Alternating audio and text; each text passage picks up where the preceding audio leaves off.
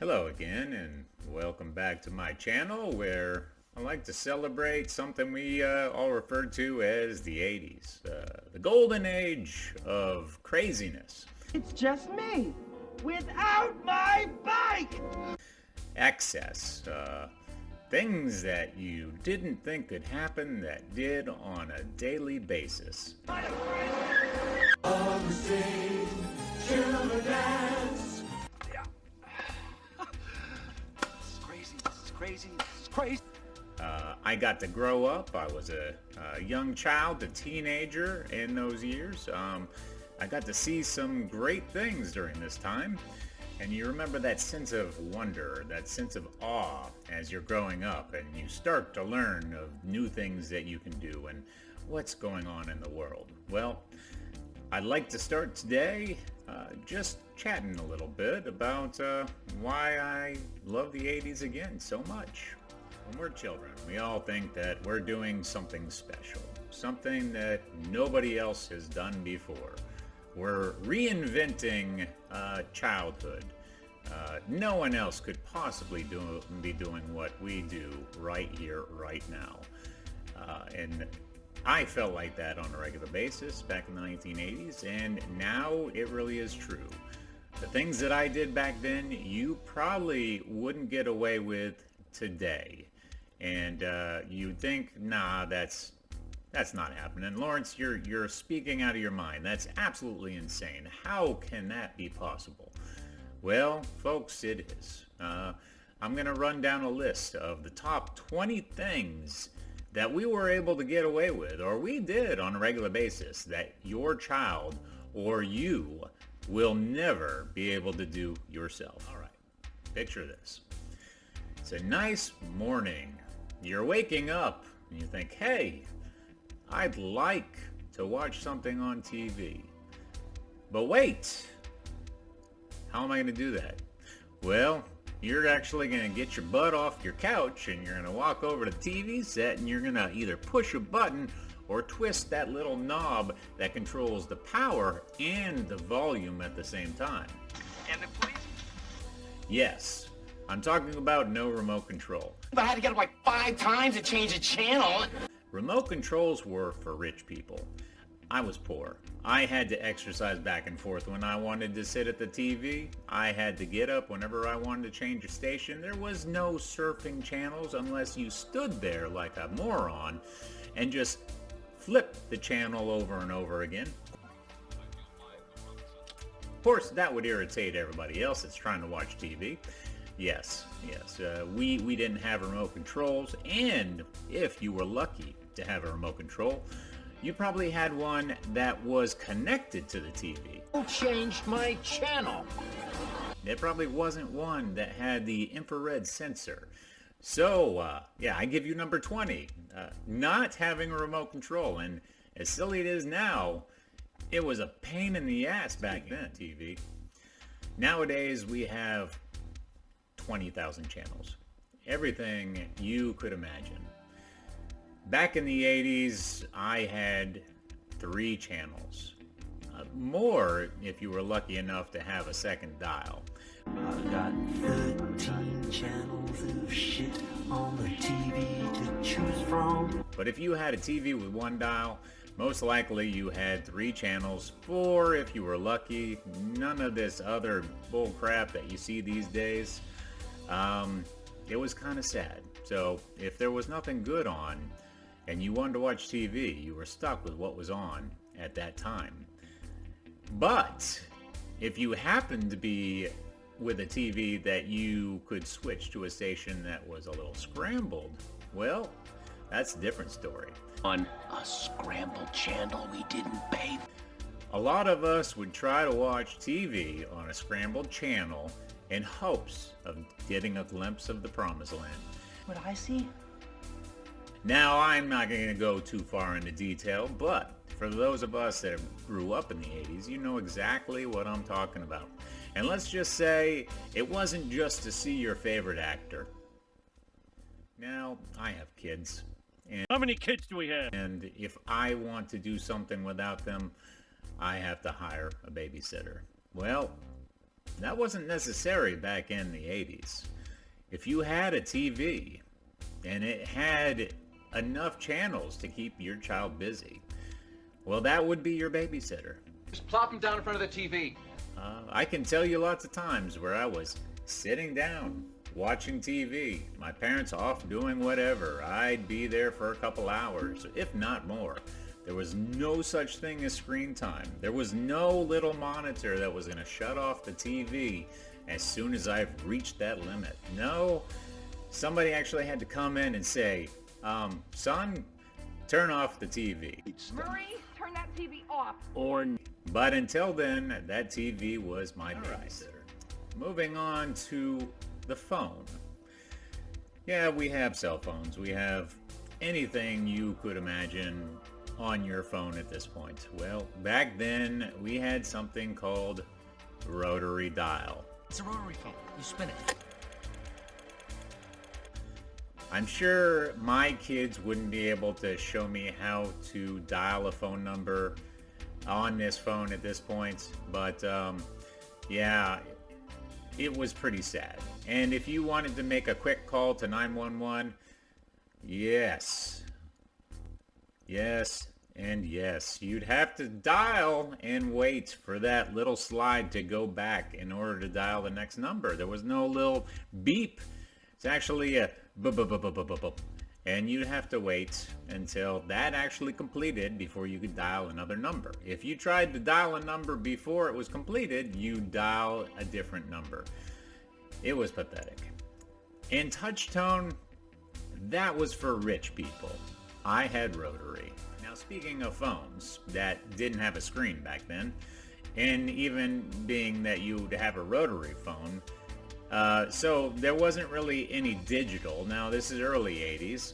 So what do you get with that? Well, you get prime time to crank call anybody that you feel like. And if you really want to be in a pain in the butt, well, you just do that for a living. And Guys, do I got a leaky bum? there were people that did that for a living way back when. I mean, you didn't have to worry about caller ID. You didn't have to worry about somebody calling you back. That is until they came up with the *69. 59. And then people actually were able to figure out who was calling them. But for a long time, I would answer my phone, and there would be several times I get that same thing. Hey, is your refrigerator running? Hey, is your refrigerator running? Yeah. Well, you better go catch it. All right. So, in the 80s, I was in a small town. It was the town in Maine. It's called Lisbon Falls. Normal small town life. I can't say that too much happened there. It wasn't a real crime area. I guess the most you would see is maybe some shoplifting. Shoplifting.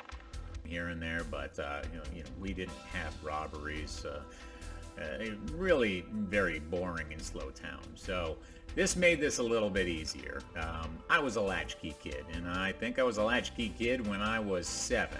At least I'm not a horrible little latchkey kid who... I might have been a little bit younger, but when you have both parents that decide to get jobs, or you have divorced parents, then your options are a little bit limited as far as how you're going to take care of things. So a lot of kids were left to their own whims as soon as school was out. I'd get home and I'd be home alone for a few hours. So there's no telling what kind of trouble I'd get into. Set those fires. Party.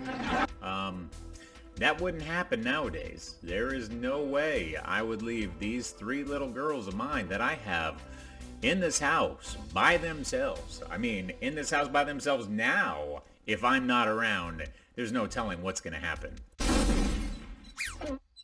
So, I don't know how my parents or how my mom was okay with this. I mean, I'm sure if I talk to her now, she'd say all the kinds of things that happen. But yeah, being a latchkey kid, that's not happening now. All right, it's not. Picture this. It's a nice summer, fall, spring day. You tell your friends, hey, let's all get together tomorrow and let's go do something. Well, that was pretty simple, because we'd just make plans and then tell our parents, hey, see you later. We'd walk out the door and we'd be on our merry way, and we would be gone for hours. I mean, sometimes just, hey, honey, be sure you're home by dusk. For me, the idea of seeing that kid's dead body. So no adult supervision. We would just go out on our own. A real stand by me kind of time. We did get into a lot of trouble, but it's not happening these days. No, with everything that's going on, our own paranoia as to what might be lurking around the bend for 3 little girls. I can tell you right now, they would never go take their bikes and go off on their own for a full day, let alone 30 minutes. Who knows what evil... I mean, let alone 10 minutes. No. Going down the street? Heck no. You never know what's happening out there. Speaking of going out, of course you did go out, you'd have a bike. Did we have a helmet? Hell no. Helmet! Never heard of a helmet. And again, that was more of a rich kid thing. I mean, we got the poor kid treatment. Basically, be careful. We rode on major, freeway kind of deals. Cars were going 55 miles an hour. No helmet, no knee pads. One of my friends even had a ramp, and we did that without any kind of protection. Am I going to let my kids do that now? No. Do I trust them to not get hurt? No. Do I trust them to walk outside without getting hurt? No. But our parents apparently were okay with the possibility of a traumatic brain injury, so no helmet necessary. And that was every day. Luckily I didn't get hurt. I think I turned out all right, but that ain't happening nowadays. Taking a trip down memory lane. Nowadays, you have streaming services. You have all kinds of cable channels, and you have on-demand, TiVo, DirecTV, name it, you got it. Back then, we had our local video store. So if we wanted to watch anything besides, let's say, soap operas during the day, well, your choice was to either not watch TV or rent something. Now, of course, that meant that you had to have a VCR, and yeah, I didn't have one of those right away because that was at first a rich kid thing, and then, eventually we got one. But I missed out on a lot of things because I didn't have one, but I did have a friend, so luckily I was able to go to their house and watch things on VCR every now and then. Of course, then there was Laserdisc, but they didn't really carry much of that at the Blockbuster. You were a weird kid. So video rental on VHS it was, and that lasted a long time. It went on to DVD, but in the 80s, you didn't have Blockbusters in your local town. It would be just a video store. It'd say Videorama or Screen Time or something just silly or just really cliche. But those were great times, perusing the sections, trying to figure out what campy horror movie that you were going to rent. That was probably the biggest section that we had at our store besides the section that was behind the curtains. Yeah, that ain't happening nowadays. There's no video rental stores. Those were nice memories, to say the least. Going back to kid safety, I don't think they really thought about our safety a whole lot back then. I don't think they really thought about car accidents in general. But there was a time that cars didn't have seatbelts. I'll give you a no seatbelt car ride. That wasn't a mandatory thing until later on that they made it mandatory. I'll have to look up exactly what year that was that they made it mandatory, but I did have a car my parents owned that didn't have seatbelts. So that was one thing. When I was younger, I didn't really sit in a car seat. It would just be on the regular seat. So yeah, you had to rely on whoever was driving to not be an idiot and get you into a car accident. So Nowadays, you get arrested or ticketed, I'm sorry, for not wearing your seatbelt. Arrested, I mean, that's whatever. But ticketed. And back then, you had no choice. There was no seatbelt. Or if there was, you were so used to not wearing one that it really didn't matter. All right. Speaking of no safety when in some sort of moving vehicle, there was something called the pickup truck. And you would be excited to have the chance to ride in the back of a pickup truck.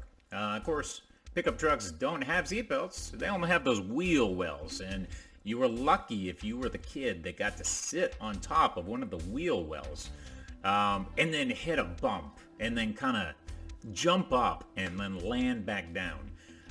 You would take these on back roads or even the freeway, and nobody thought twice about what could happen if you suddenly came to a stop, because that didn't happen, luckily.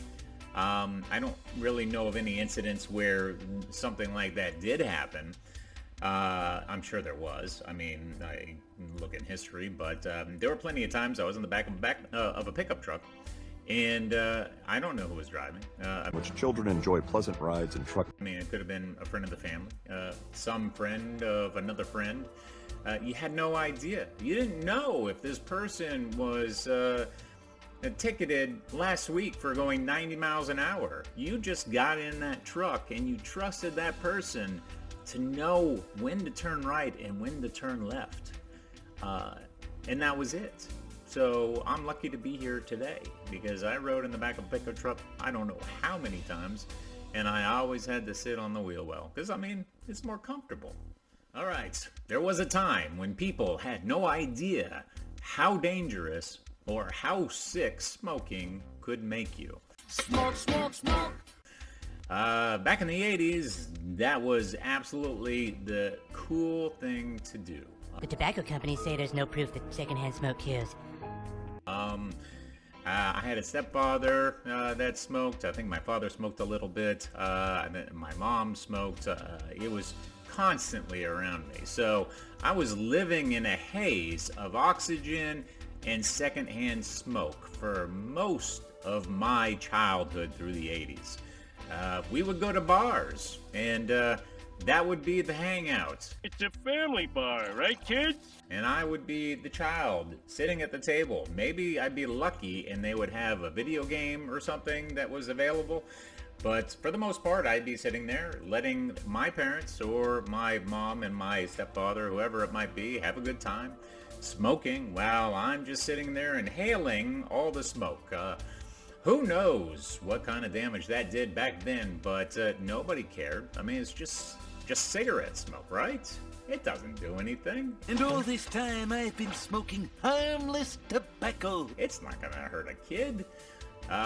Yeah, spent a lot of time in bars. Speaking of bars, I think everybody is familiar with that bowl that sits on the bar that might have a snack. I don't know so much these days. I don't hang out in bars. I have no idea what's going on in those places anymore. They have pretzels, nuts, or whatever, but back in the 80s, they always had some sort of snack that was sitting on the edge of the bar. You know, of course, because when you drink, you get hungry. And when you get hungry, you eat. And what are you going to eat when you're drinking but the snack that they provide you on the side of the bar, not knowing who was washing their hands at the time, what was going on. But one thing that was so perfect was the pickled egg. What a staple. Oftentimes you'd see this 5-gallon jug. Everybody reach in and draw a pickled egg. Of eggs sitting on the side of a countertop at the bar. And all you had to do was take your hand, reach in there, grab yourself an egg, pull it out, and just go ahead and start eating. Your hand, mind you. No glove. Nobody, it didn't say on the side of it, please wash your hands. No, you have no idea where these people's hands were. Hands were probably dirty. They just went in there, grabbed themselves an egg, and started eating. You also had no idea what the expiration date on that thing was. I mean, If you had the last egg in there, there's no telling how long that egg had been sitting there before you took that nice bite into it. But gosh darn it, everybody likes a good pickled egg, right? All right, speaking of bars, cigarettes, remember a time that they had cigarette machines just sitting wherever? It could be at the front of a bar, local store. All you had to have was 85 cents and you could have yourself a pack of cigarettes. But there's more. Maybe you didn't have access to that machine, but you did have a store down the street. Sometimes all it took was a note from your parents to buy a pack of cigarettes. No, don't worry about ID. If it has a note and it's got a signature from an adult, that's as good as gold. Here are your cigarettes, young lad. You sell cigarettes to kids. Have at it. You're fine. Your parents gave you permission. Have yourself a cigarette. Cigarette! But that wouldn't always be the case. You know, sometimes your mom would say, hey, go to the store for me and go get some cigarettes. And say, well, they didn't let me get them last time. Well, son, let me write you a note. And that would work. You go to the store with your note in hand saying, please sell Lawrence a pack of cigarettes. And there you go. So good luck trying to find cigarettes that way, let alone spending less than $5 a pack nowadays. I don't know if it's any more. I haven't smoked in years, but yeah, kids aren't getting away with that these days. All right, going back just a moment to riding in a car. You know, sometimes there just weren't enough seats for the child. You know, maybe it was a two-seater. Maybe there were too many adults in the car. So what are you going to do with that 3-year-old kid, that 2-year-old, that 5-year-old? Well, hell, maybe they want to learn how to steer. I don't know. Can I sit on your lap? But what better place than to put them in your lap while you're driving? Yep, they get some early experience driving down the highway, holding onto the steering wheel while strapped in on top of you to that seatbelt. But if you weren't lucky enough to have seatbelts, well, then you were just riding high on top of whoever's lap, driving that car without a seatbelt. Would you get pulled over? Maybe, but I don't think cops were ever really looking for a child sitting on a parent's lap going down the road. So, yeah, that's not going to happen these days either. I think you'll get pulled over immediately and somebody will slap you across the face for being stupid. One word. Jarts. Yep. Jarts.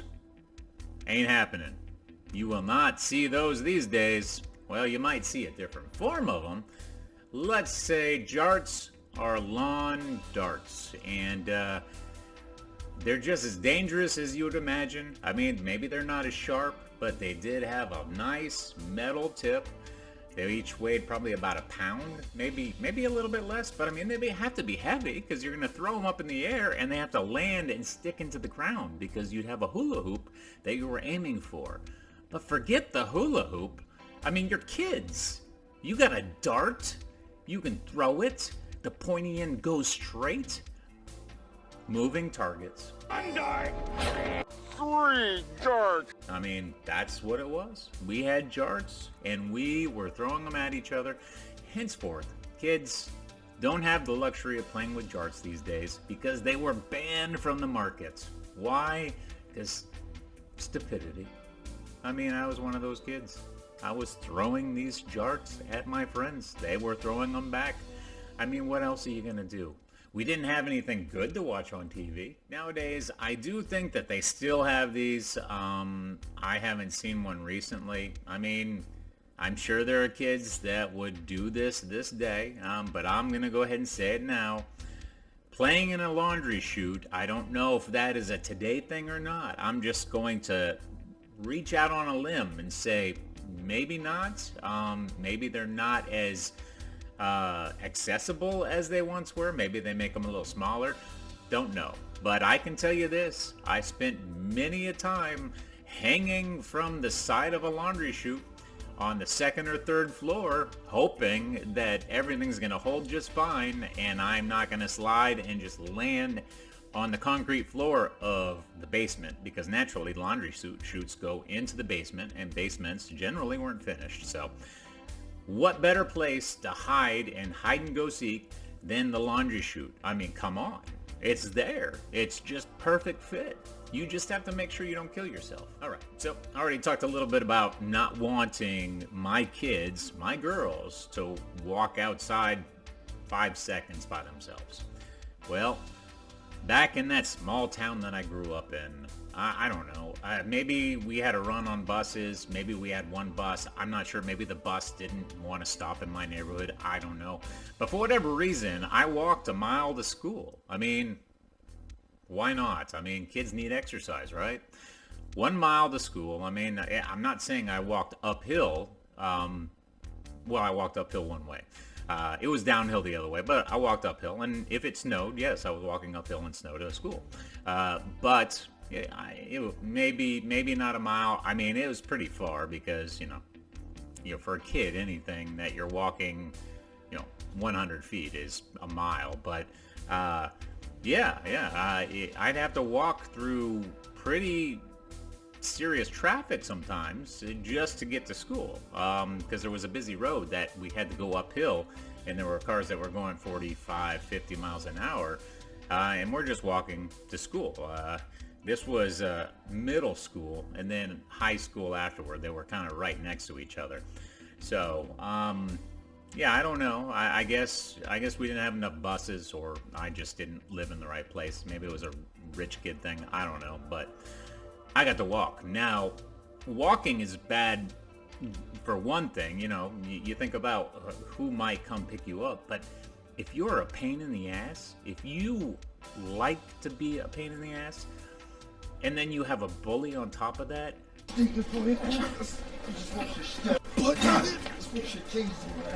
think about all the places that a bully can find you on a mile walk to and from going to school. So yeah, that was one of the biggest problems for me, is wondering who I was going to run into during that walk and how I might be able to escape.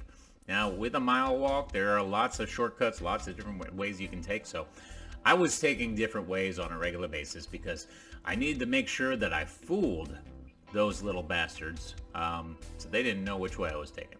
But I can't imagine letting my children of 7, 8 going on a mile walk to school. There's no telling what would happen. Certainly not least. Now, we have talked about TV a few times. I mean, TV is a pretty big deal. I mean, we're all watching TV these days. There's lots on, and back then, TV was a piece of furniture. Literally a piece of furniture. You'd have the TV, and then you'd have wood around it because you wanted to make it look nice. I mean, you wanted to set like a flower on top of it. Some people would have doilies. I mean, you wanted to deck this thing out, and sometimes the TV would cost more because you were buying it as furniture. So there was that. But if you were lucky, again, you had TV that had 2 knobs. You had one for regular TV, and then you could switch that upper knob to UHF, and then the lower knob would have another 100 or so channels that you could switch through. Now, that's not to say that you were guaranteed to find anything, but at least you had another viewing option so that you could flip through that and find like public TV access, things like that. I mean, you're not looking at anything that's going to be crazy cable. You plug into your TV set that gives you 50 channels? But at least it was another opportunity to get something to watch. And back then, my lord, I don't know how I survived because we didn't have anything to watch. I mean, Saturday morning cartoons was about it, and then that was it. But on the other side of that, it forced us to go outside and do other things.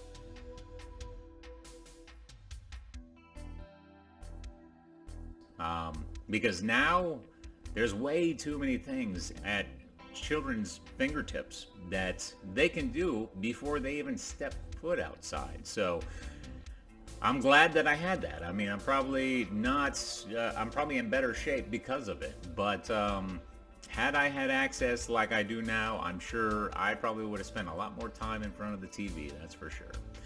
But, all right. And there you have it, folks. Thank you for joining me for 20 ridiculous things that we could do back in the 80s that there's no way kids, well, I mean, unless your parent is crazy, are getting away with now. It truly was a great time. I mean, I had so many experiences. I mean, nowadays kids have a lot more experiences at their fingertips, but yeah, it was a crazy time back then. What we got away with sometimes was borderline blasphemous. But anyway, thanks for joining, and please subscribe, and please like, and please continue to come back as I talk about more 80s things, more things that I grew up to. I mean, I'll go off topic at times, but you know, this is a walk in the life of the 80s. And thank you for joining. I appreciate it.